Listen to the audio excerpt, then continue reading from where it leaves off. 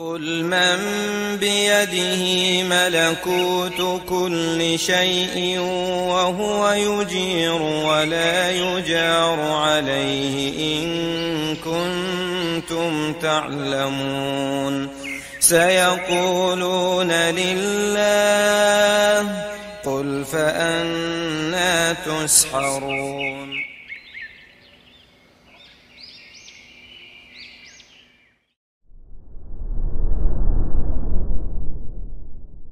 أشهد أن لا إله إلا الله وحده لا شريك له وأشهد أن محمدا عبده ورسوله لا نبي بعده فإن أصدق الحديث كتاب الله وخير الهدي هدي محمد صلى الله عليه وسلم وشر الأمور محدثاتها وكل محدثة بدعة وكل بدعة ضلالة وكل ضلالة في النار. أما بعد, insyaallah kita teruskan kajian kitab Zad al-Mustaqni' fi ikhtisar al-Muqni' karya Syekh Musa al-Hajjawi rahimahullah ta'ala. Masih di kitab Taharah tentunya, di bab furudil wudu' wa sifatih. Bab furud al-wudu' wa sifatih. Bab fardu wudu' dan sifat wudu' atau tata cara wudu'. Kita akan bahas insyaallah pagi ini fardu wudu. Apa yang menjadi kewajiban atau rukun dalam wudu, dan kemudian kita akan membahas tentang niatan dalam wudu. Dikatakan oleh penulis rahimahullah furuduhu sittah. Fardu wudu itu ada 6. Apa itu fardu? Fardu adalah ma uthiba fa'iluhu wa uqiba tarikuh. Fardu adalah apa yang pelakunya diganjari pahala dan orang yang meninggalkannya dihukum. Ya, orang yang meninggalkannya dihukum. Atau lebih tepatnya mungkin terancam untuk dihukum. Fardu wudu. Adapun wudu itu sendiri adalah seperti dikatakan oleh Syekh Mansur Al-Buhuti rahimahullah dalam Ar-Raddul Murbi', isti'malu ma'in tahurin fil a'dha'il arba'ati ala sifatin makhsusah. Bahwasanya wudu itu adalah menggunakan air, atau mungkin lebih tepatnya at-ta'abbudu lillahi bisti'mali ma'in tahurin fil a'dha'il arba'ati ala sifatin makhsusah. Wudu adalah beribadah kepada Allah dengan menggunakan air yang suci menyucikan terhadap 4 anggota tubuh dengan tata cara yang tertentu, yang khusus. Karena wudu adalah ta'abbud lillah, suatu peribadatan kepada Allah Azza wa Jalla. Maka hendaknya seseorang ketika wudu mempunyai niatan mengamalkan syariat Allah atau niatan lillahi ta'ala, ikhlas, dan juga niatan tujuan amalannya, dan juga niatan maksud dari amalannya. Apakah dia wudu sebagai wudu saja, atau wudu sebagai penghilang hadas kecil, atau wudu untuk melakukan sunnah, atau wudu lainnya. Baik. Kemudian dikatakan furuduhu sittah, fardunya wudu ada 6. Kalau dikatakan di sini kata Syekh Musa Al-Hajjawi, ghaslul wajhi wal famu wal anfu minhu wa ghaslul yadain. Membasuh wajah, sementara mulut dan juga hidung termasuk dari bagian wajah. Wa ghaslul yadain, dan membasuh kedua tangan. Wa mashur ra'si, mengusap kepala. Wa minhul udhunan, dan termasuk juga bagian dari kepala yaitu kedua telinga. Wa ghaslur rijlain, membasuh kedua kaki. Itu untuk semua ini adalah 4 anggota wudu. Adapun berikutnya, maka ini bukan bukan tentang zat anggota wudu, melainkan berkaitan dengan tata caranya. Wa tartib, yang kelima yaitu urut, dalam wudu wajib urut fardu ya. Wal muwalat, dan berkesinambungan segera. Kita mulai dari ghusl wajh wal fam wal anfu minhu. Ghusl wajh, basuh wajah. Dan ini urutan awal sesuai dengan firman Allah Azza wa Jalla. Idza qumtum ila sholati faghsilu wujuhakum. Jika kalian hendak salat, maka wudulah dengan cara membasuh wajah-wajah kalian. Dimulai dari ini. Dan menurut pendapat yang lebih sahih dari mazhab Hanbali, dan pendapat ini memang lebih sahih dari beragam pendapat, bahwasanya wal famu wal anfu min al wajah. Mulut dan hidung termasuk bagian dari wajah. Termasuk bagian dari wajah. Ini bukan sekadar menginfokan bahwasanya keduanya termasuk bagian dari wajah, tetapi ada konsekuensi di sini bahwasanya ketika membasuh wajah itu fardu wajib, maka istinsyaq, yaitu menghirup air dengan hidung, madmadah, kumur-kumur, itu termasuk fardu kewajiban ya. Dan pendapat ini yang lebih sahih, walaupun kebanyakan ulama menyatakan bahwasanya istinsyaq dan kumur-kumur termasuk sunnah. Dan yang lebih sahih, keduanya termasuk wajib. Dalilnya apa?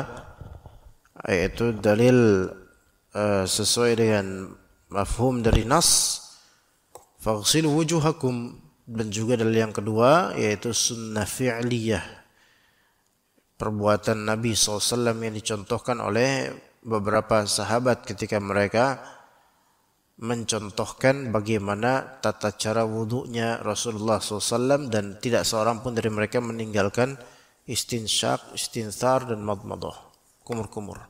Ini menunjukkan bahwasanya hal ini fardu.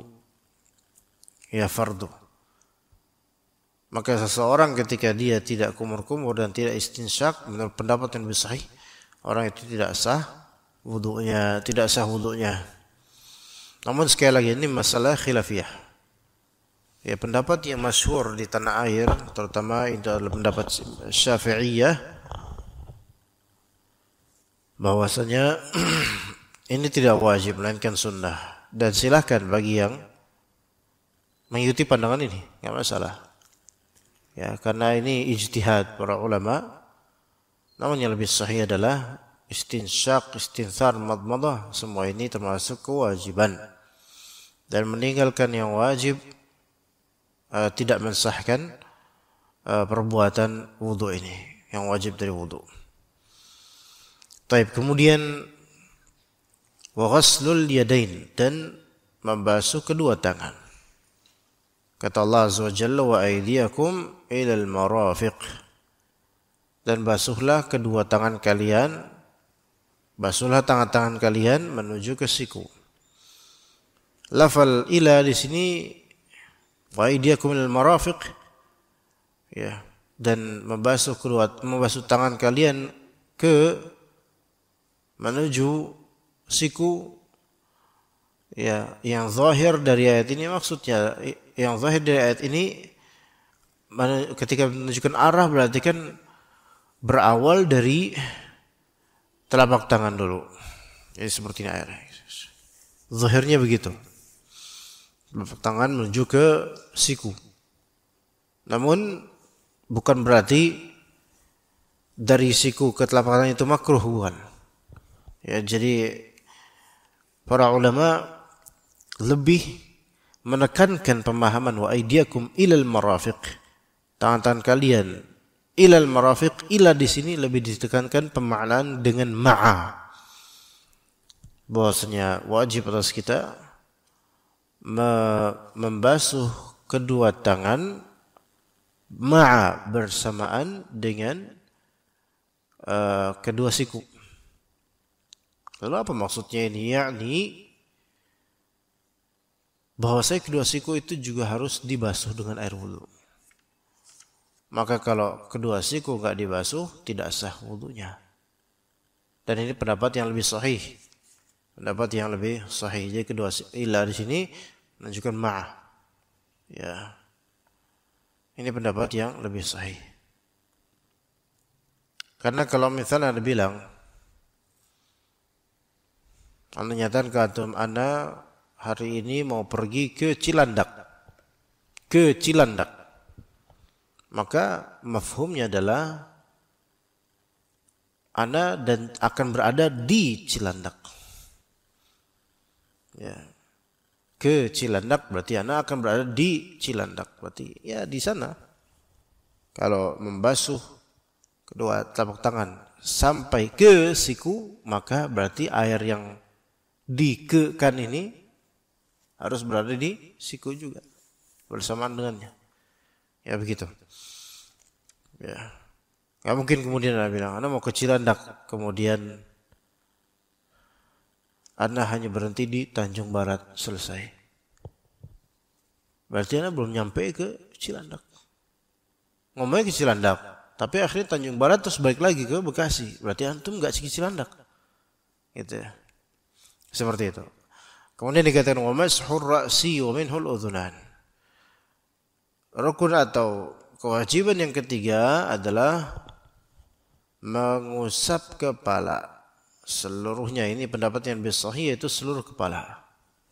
Tata cara yang lebih sahih yaitu seluruh kepala. Dengan tata cara baik yang memang sesuai sunnah atau yang terpenting yang terarsi seluruh kepala.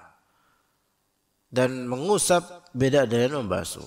Mengusap itu tidak harus dengan basahan yang banyak berbulir-bulir air, tidak harus. Wa minhu al-udhunan, dan kedua telinga termasuk bagian dari kepala. Makanya kedua telinga ini termasuk wajib untuk diusap. Diusap, bukan dibasuh. Kata Allah Azza wa Jalla, wamsahu biru'usikum, dan usaplah kepala-kepala kalian. Ru'us di sini kalau di bahasa kita mungkin lebih ke rambut ya maknanya. Lalu Allah Ta'ala menyatakan ru'us karena enggak semua orang punya rambut. Jadi yang tidak punya rambut pun tetap dia mengusap kepalanya. Dan wamsahu biru'usikum, huruf ba bi ru'usikum. Ba di sini difahami dalam mazhab Syafi'i, huruf ba di sini maknanya tabi'idiyah, yaitu sebagian. Wamsahu ba'da ru'usikum atau wamsahu bi ba'di ru'usikum. Usaplah oleh kalian sebagian kepala kalian. Berarti enggak seluruhnya. Namun ini dibantah oleh sebagian dari ulama, terutama dari kalangan Hanbali, bahwasanya yang sahih tidak ada dalam bahasa Arab huruf ba dengan maksud tabi'id, menyebagiankan, tidak ada. Kalau min iya. Ya. Wa mimma razaqnahum yunfiqun, min sebagian dari apa yang kami rezekikan mereka menginfak. Tapi kalau misalnya bi ru'usikum, bi ba'di ru'usikum, maka kata ulama ini tidak ada dalam bahasa Arab. Sahih ulama mengatakan begitu. Maka yang sahih wamsahu bi ru'usikum, huruf jar bi ru'usikum di sini justru menunjukkan keseluruhan dari kepala kalian, dan itu dicontohkan oleh Rasulullah SAW dalam hadis riwayat Bukhari Muslim, yaitu beliau dari muqaddamir ras sampai ke qafah, yaitu sampai ke tengkuk, kemudian balik lagi ke depan lagi. Maka ini wamsahu bi ru'usikum. Ya. Dan kemudian kedua telinga juga diwajibkan. Kedua telinga juga diwajibkan untuk diusap.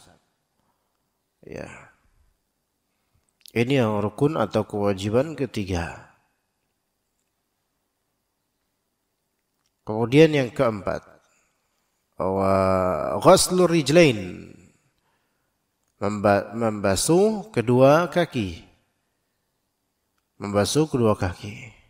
Kata Allah Azza wa Jalla, wa arjulakum ilal ka'bain.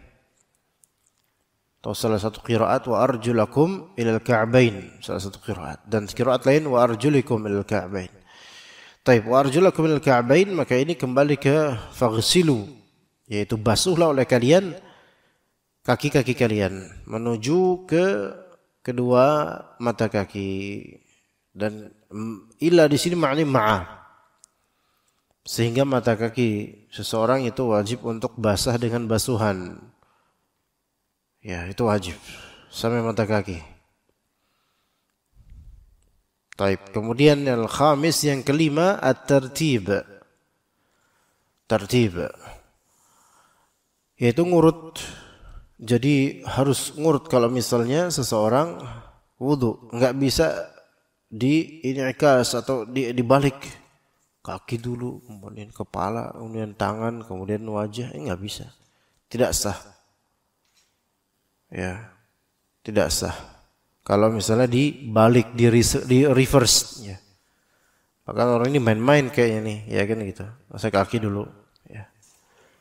Nah, masa tartib ini, yaitu urut, difahami oleh para ulama dengan dua dalil. Dalil pertama, dalil ayat. Ya. Allah sebutkan, ya ayyuhalladzina amanu idza qumtum ila sholati faghsilu wujuhakum, urut. Yaitu basuhlah oleh kalian wajah kalian, wa aydiyakum minal marafiq, dan basuhlah tangan menuju ke siku. Wamsahu bi ru'usikum, dan usaplah kepala kalian. Wa arjulakum, dan basuhlah kembali basuh. Dari basuh, usap, basuh. Wa arjulakum dikembalikan kepada awal, itu basuh. Maka kata para ulama, kalau misal di sini Allah Ta'ala memasukkan antara maghsulat, yaitu wajah dibasuh, tangan dibasuh, kaki dibasuh, dimasukkan di dalamnya, diantaranya ada kepala diusap. Maka ini menunjukkan ini nggak mungkin adanya urutan kayak gini, melainkan tujuannya untuk pengurutan. Seandainya ini bukan pengurutan, maka mestilah yang dibasuh duluan, baru nanti jelaskan tentang apa yang diusap. Tapi ini kan faghsilu wujuhakum dibasuh, wa aydiyakum minal marafiq dibasuh, wamsahu bi ru'usikum diusap, wa arjulakum minal ka'bain dibasuh. Maka ini menunjukkan apa? Menunjukkan apa? Tartib. Ya. Kalau misalnya ini tidak menunjukkan tartib, yaitu urutan, maka mestinya ya wajah, tangan, kaki, baru kepala. Begitu. Itu dalil pertama dari ayat. Dalil kedua yaitu sunnah fi'liyahnya Nabi SAW. Para sahabat, mereka mencontohkan kepada para tabi'in bagaimana sifat wudu'nya Nabi SAW, dan setiap dari mereka melakukannya dengan urut. Ini menunjukkan pengurutan ini sudah menjadi patennya wudu di zaman Nabi SAW, dan diamalkan semua dari sahabat Nabi radhiyallahu anhum. Sampai dikatakan dalam hadis Abdullah bin Umar, hadza wudu'un la yaqbalullahu sholata illa bih. Ini adalah wudu yang Allah Ta'ala tidak menerima salat kecuali dengan wudu seperti ini. Walaupun sanad hadis ini dhaif, tetapi secara makna tentu ini sahih. Bahwasanya seperti inilah tata cara wudu yang benar. Dan subhanallah, tata cara wudu yang benar ini yang dibutuhkan oleh kaum muslimin. Ya, kalau antum di kantor-kantor bisa melihat teman-teman kita, mereka udah syukur mau ke masjid sholat, masjid kantor, udah syukur mau sholat. Antum lihat sholat Jumat, lihat di tempat wudunya, lihat bagaimana mereka wudu, subhanallah. Lihat bagaimana mereka wudu. Kadang kita miris, ya merasa miris, kasihan sama diri kita yang mungkin belum sempurna juga, dan kasihan sama teman-teman seperti ini. Bagaimana kasihannya? Ya wudunya. Wudunya berpotensi tidak diterima oleh Allah Azza wa Jalla kadang-kadang. Ya. Bahkan pernah Anda ingatkan ke seseorang, ya, bapak-bapak, dia wudu, kakinya cuman gini doang, bagian belakang nggak kena. Ini kalau Rasulullah melihat udah teriak Rasulullah, wailul lil aqabi minan nar. Celaka ini untuk bagian belakang kaki yang tidak terkena dengan air, dapat neraka gitu loh. Namun kita berusaha lembut, Pak itu nggak asal loh Pak, tapi dia nggak menganggap apa-apa, subhanallah. Melengos gitu aja lewat itu. Kayak nggak melakukan kesalahan yang fatal untuk kehidupan dunia akhiratnya. Subhanallah. Ini satu contoh dari banyak sekali contoh. Kita ini masih banyak yang perlu diralat dari masalah wudu. Kita ini maksudnya kaum muslimin pada umumnya. Hal-hal ini, ya, kaki terutama. Karena banyak orang nggak mau mereka mentakhlil atau nggak mau mereka mendalk, yaitu mengusap-ngusap kaki dengan air yang banyak. Kadang cuman gini doang. Kayak lagi gocek bola dan kemudian nggak tahu apakah itu. Bahkan sampai mata kaki pun nggak kena.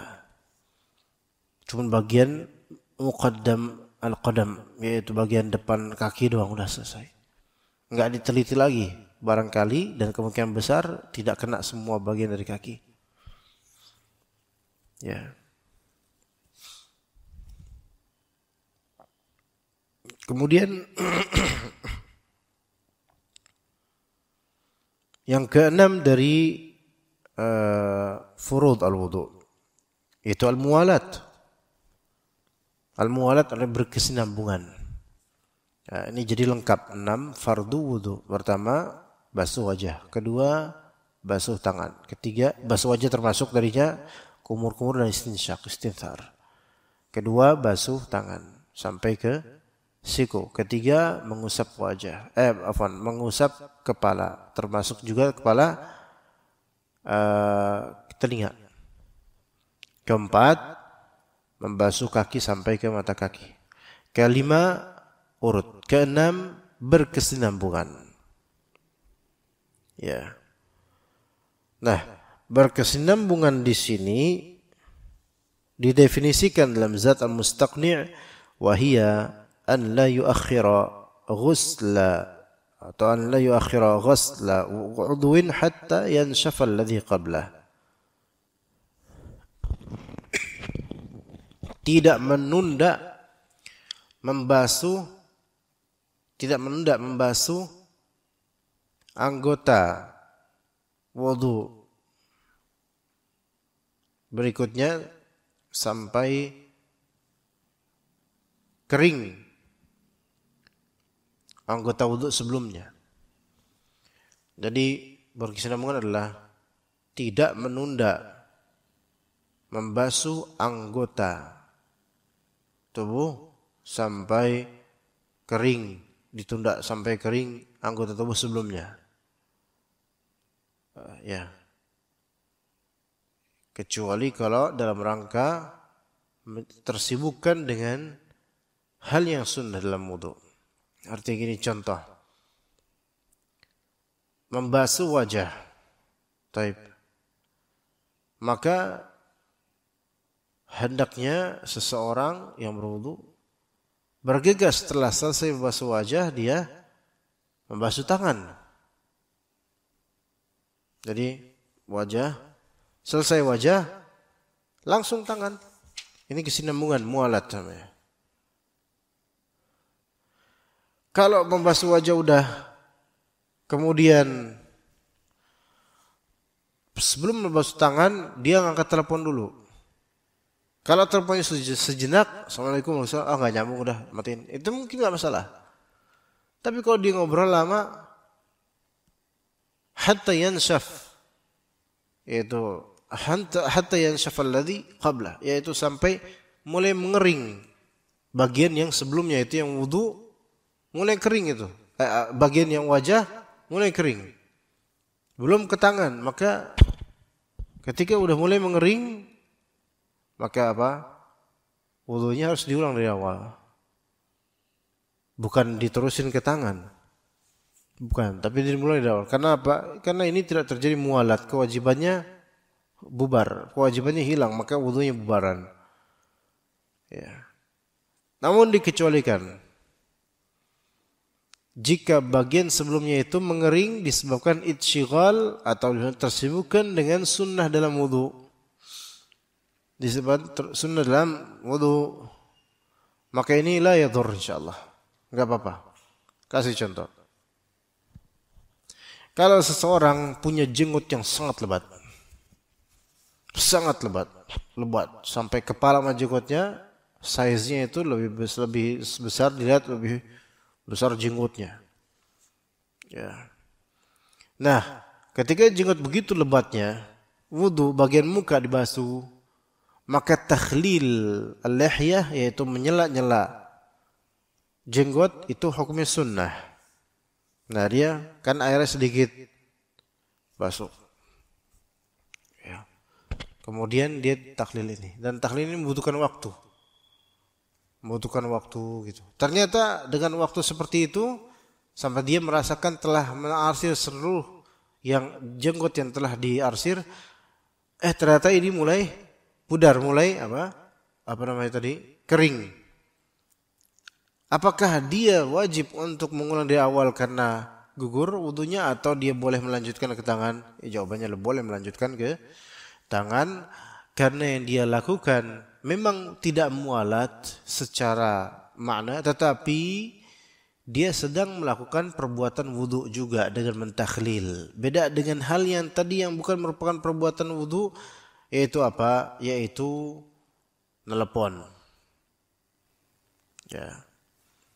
Kalau misalnya hal-hal yang mencederai kesinambungan berwudu satu anggota menuju berikutnya dengan cara misal dia mencari air berikutnya. Ini air buat tangan udah nih. Aduh, buat kepala, buat kaki nanggung, nggak ada lagi nih. Maka dia nyari air, minta dulu ke tetangga. Kemudian kering. Ya, namanya ke tetangga jalan terus kering atau udah ada jeda waktu mungkin 1 menit lebih, maka ini terputus wudunya karena mencari air bukan merupakan perbuatan wudu. Harusnya mencari air itu perbuatan sebelum wudu gitu ya, seperti itu. Jadi seseorang ketika dia tidak terjadi enggak urut dan tidak mualat, tidak berkesinambungan, maka wudunya selesai, batal. Melainkan dia harus mengulang dari awal kalau mau wudu lagi. Mau menerusin enggak bisa. Ulang dari awal. Ya. Dan bukan termasuk pelanggaran terhadap mualat. Seseorang ngobrol ketika wudu, itu enggak apa-apa. Maksudnya enggak apa-apa, sini enggak mencederai wudunya sama sekali. Hatta dia ngomong jorok di wudunya, itu tidak mengubah kesinambungan wudunya.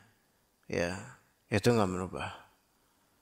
Yang merubah adalah ketika dia berhenti atau pause dari perbuatan wudu untuk berbuat hal lain yang bukan perbuatan wudu. Ya, misalnya dia lagi asik-asik bos tangan, kemudian ketemu temannya dan habis itu dia lempar-lempar air, ketemu bercanda gini, lama gitu. Jeda waktu yang secara urf ini waktu yang lama untuk menuju anggota berikutnya, maka yang seperti ini bisa bisa membatalkan wudunya. Tapi ini tidak dosa. Membatalkan wudu bukan untuk hal dosa, bukan, tapi tidak terjadi mualat gitu aja. Maka dia ulang dari awal wudunya. Ya, seperti itu. Taib. Berikutnya kita mulai masuk dalam masalah an-niyah, atau sebelumnya wasababu wujub dikatakan oleh Syekh Mansur Al-Buhuti rahimahullah, wasababu wujubil wudu'i al-hadath. Dan sebab diwajibkannya wudu itu karena hadas. Karena hadas. Ya. Wudu tidak pernah wajib kalau bukan karena berhadas. Ini penting banget karena Ana mengajar fikih di banyak tempat. Di Muhsin ini sebenarnya termasuk nikmat ya ikhwan. Wallahi enggak ada sebenarnya kajian-kajian kitab seperti ini Dimuhsinkan sebenarnya tanpa disadari oleh mungkin banyak ikhwan nggak sadar kok di sini 5 kitab yang anak kaji di sini, 5 kitab. Ya, Zat al-Mustaqni', Al-Muqni', Ar-Rawd al-Murbi', Al-Kafi, ya, kemudian Muntahal Iradat. Itu enggak ada di masjid manapun. Antum cari di satu Indonesia enggak ada yang mengajarkan fikih Hanbali lebih dari 1 kitab dalam satu masjid. Enggak ada. Antum cari aja, enggak ada Allah. Mau antum cari di Jakarta, di Jogja, enggak ada. Sebenarnya enggak ada, beneran. Maksud Anda bukan itu sebenarnya. Maksud Anda ngajar di banyak tempat, banyak masjid, musalla, kajian-kajian kitab fikih. Baik kitab fikih hadis hukum seperti Umdatul Ahkam, Bulughul Maram, atau bahkan fikih Syafi'i juga Anda ajarkan. Dan kitab-kitab yang netral, maksudnya tidak antar mazhab, tidak satu mazhab doang. Ala kulli hal di sini ketika Anda tanyakan pada banyak orang tentang masalah seseorang ketika dia terkena najis, itu batal enggak wudunya? Ya, ketika seseorang terkena najis, apakah wudunya batal? Itu banyak dari kita menjawab batal. Ada yang menjawab kalau najis sedikit enggak batal, kalau najisnya banyak batal. Pendapat semua jawaban tersebut tidak pakai kaidah pada asalnya dan menunjukkan bahwasanya kita ini tidak tahu banyak masalah karena kita tidak paham kaidah. Karena tidak mengakari menuntut ilmu dari kitab-kitab yang membuat kita mencatat, menghafal atau mungkin memahami dengan baik frame-nya. Dan mungkin itu yang mungkin kalau tanya ke antum mungkin jawabannya sama mereka. Kalau misalnya kita terkena najis yang banyak, habis wudu kena najis banyak, apakah kemudian kita batal wudunya atau tidak? Rata-rata bakal batal lah saat. Pertama karena apa? Karena tidak bisa membedakan apa itu najis, apa itu hadas. Gitu loh. Dan kalaupun pernah dengar hadas itu apanya aja nggak tahu. Apalagi perbedaan najis dan hadas. Ya. Maka kaidah ini sebab diwajibkannya wudu karena hadas, bukan karena najis.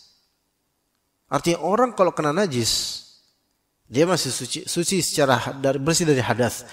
Dia kena najis, itu enggak serta-merta batal wudunya, enggak.